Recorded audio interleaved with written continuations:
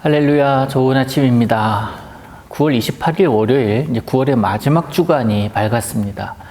9월을 잘 마무리하시는 또 이 주간, 또 이날을 보내시기를 축복합니다. 자, 출애굽기 23장 4절에서 9절까지 말씀을 보겠습니다. 내가 만일 내 원수의 길 잃은 소나 나귀를 보거든 반드시 그 사람에게로 돌릴지며 내가 만일 너를 미워하는 자의 나귀가 짐을 싣고 엎드러짐을 보거든 그것을 버려두지 말고 그것을 도와 그 짐을 부릴지니라. 너는 가난한 자의 송사라고 정의를 굽게 하지 말며 거짓 일을 멀리하며 무죄한 자와 의로운 자를 죽이지 말라. 나는 악인을 의롭다 하지 아니하겠노라. 너는 뇌물을 받지 말라. 뇌물은 밝은 자의 눈을 어둡게 하고 의로운 자의 말을 굽게 하느니라. 너는 이방 나그네를 압제하지 말라. 너희가 애굽 땅에서 나그네 되었었은즉 나그네의 사정을 잘 아느니라. 아멘. 길을 가다가 누군가의 잃은 물건을 주어서 그것의 주인을 찾아서 돌려주는 일, 참 의미 있는 일입니다. 그리고 그 받은 주인이 돌려준 그것으로 인하여 기분 좋아하고 너무 좋아하는 그런 모습 보면 찾아준 우리도 참 많이 흐뭇합니다. 반대로 내가 잃은 그 물건을 누군가가 찾아주거나 나를 챙겨줬다라는 사실은 어떤 물건이든 그 찾아준 사람, 챙겨준 사람에게 참 감사한 마음이 드는 것은 당연할 것입니다. 그것이 혹시나 값비싼 물건이든지 나에게는 없어서는 안 되는 중요한 물건이라면 그에게 때로는 살해까지도 합니다. 그런데 오늘 본문은 4절에서는 그런 얘기를 해요. 그 잃은 것이 누구의 것인가? 원수의 것이라고 할지라도 그렇게 하라는 거예요. 그리고 5절에서 이어서 계속 얘기합니다. 너를 미워하는 자의 나귀가 짐을 많이 싣고 있었는데 그 너무 무거워서 엎드러짐을 보는 것은 통쾌하지 말고 가서 도와주라는 거예요. 그 짐을 잘 질 수 있도록 나귀를 일으켜주고 그 원수로 하여금 미워하는 자로 하여금 잘 갈 수 있도록 도와주라는 겁니다. 단순히 길을 잃은 또 물건을 잃어버린 사람 같으면 나와 아무 상관이 없는 사람 같으면 그렇게 아무런 감정 없이 도와줄 수도 있겠지만 성경은 원수 혹은 미워하는 자에 한해서라도 그렇게 하라라고 말씀하고 있습니다. 하나님의 명령이고 하나님의 말씀이기 때문에 우리는 어길 수가 없습니다. 그거 지켜야 합니다. 그런데 그냥 못 본 척 지나가려고 하는 마음이 우리들 마음에 있잖아요. 제 마음에 그런 마음이 아마 있을 것 같습니다. 그래서 하나님은 그 마음을 미리 아시고 이렇게 규정으로 삼아 두신 것입니다.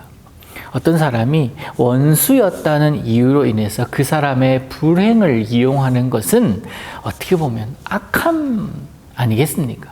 그것 하지 말라는 하나님의 명령입니다. 자기가 미워하는 자에게, 특히나 원수에게 좋지 않은 일은 반대로 나에게는 은근히 좋은 일이고 은근히 기분 좋은 일이고 은근히 즐길 수 있는 그런 상황이지만 그런데 그러지 말라는 거예요. 심지어 더 나쁜 상황이 벌어지기를 바라고 그렇게 바라고 싶은 유혹도 있을 수 있지만 하나님 그것 원하지 않으신다라는 사실입니다. 하나님의 백성다운 모습이 결코 아닙니다. 오히려 이런 일들로 인해서 그를 도와줌으로 어찌 보면 그와의 관계가 회복이 될 수 있는 것 아닙니까? 그런데 그것이 생활 속에서 쉽게 적용되지는 못하는 것이 사실입니다.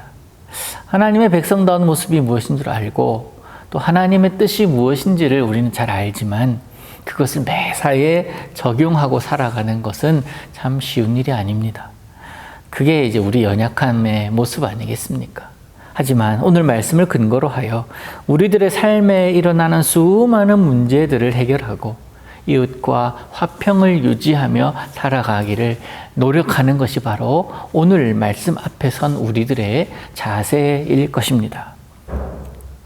그리고 6절 이후에는 법적인 절차들과 관련된 교훈들을 우리 하나님께서 말씀해 주고 계시는데요. 6절에 보니까 가난한 자의 송사라고 정의를 굽히지 말라라고 말씀합니다.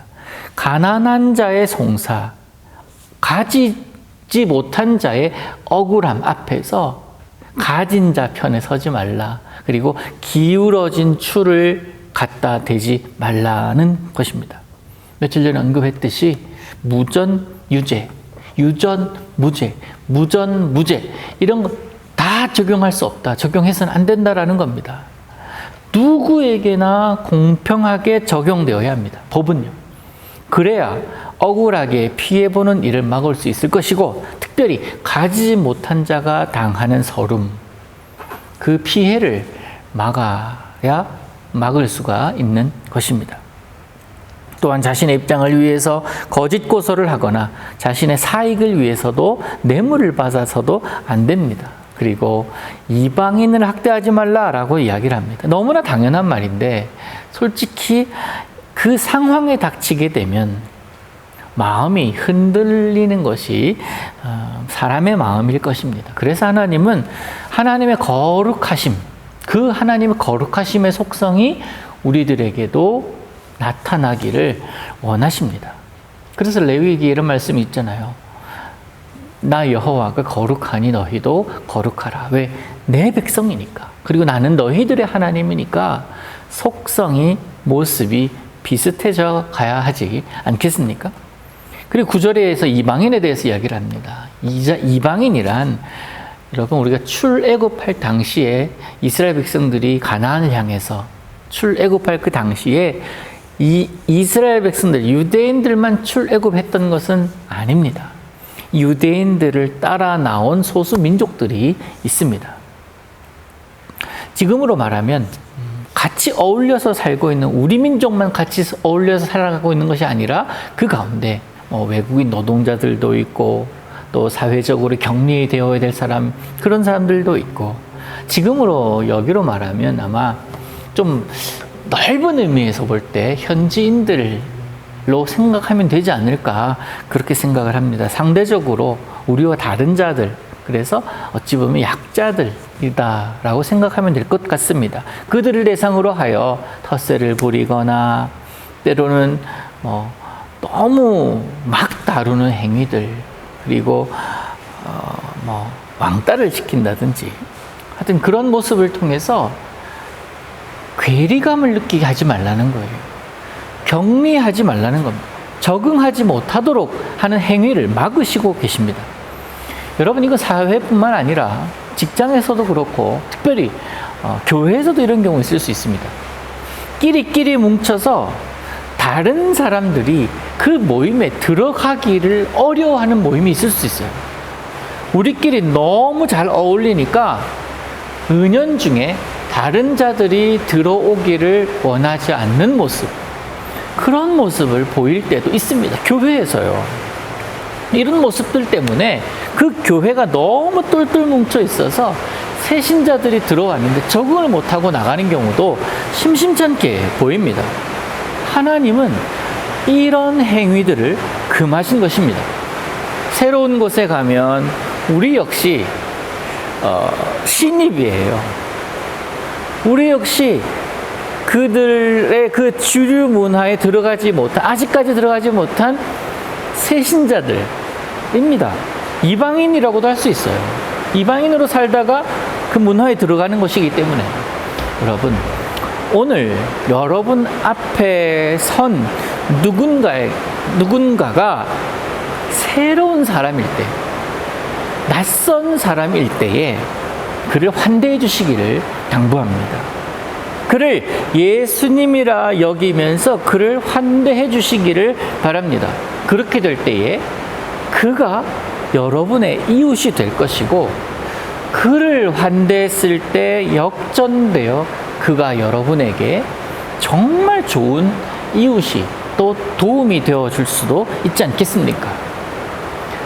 여러분을 찾아온 그 누구라도 여러분의 환대로 인하여 참 좋은 사람 만났다 하는, 그렇게 생각하게 하는 참 좋은 이웃이 참 좋은 사람들이 되어 주어야 합니다. 그게 바로 예수님의 사람들이고 그게 하나님 믿는 사람들의 모습일 것입니다. 오늘 공평에 관한 법, 그리고 정말 우리가 이 땅에 살아가면서 사람들을 어떻게 대할 것인지에 대해서 오늘 본문은 이야기를 하고 있습니다. 사랑하는 성도 여러분, 오늘을 살아갈 때 말씀을 기억하시면서 사람을 구별하지 않고 동등하게 대하며 그를 예수님 섬기듯 섬기는 그런 멋있는 신앙인으로 살아가실 수 있기를 우리 예수님의 이름으로 축복합니다. 하나님 아버지 감사합니다. 오늘도 그렇게 살기를 소망합니다. 예수님 믿는 사람답게 하나님의 자녀답게 살 수 있도록 도와주시고 누구에게든 주님의 마음으로 대하여 하나님의 향기를 나타내는 귀한 믿음의 사람으로 살게 하여 주옵소서. 예수님의 이름으로 기도하옵나이다. 아멘.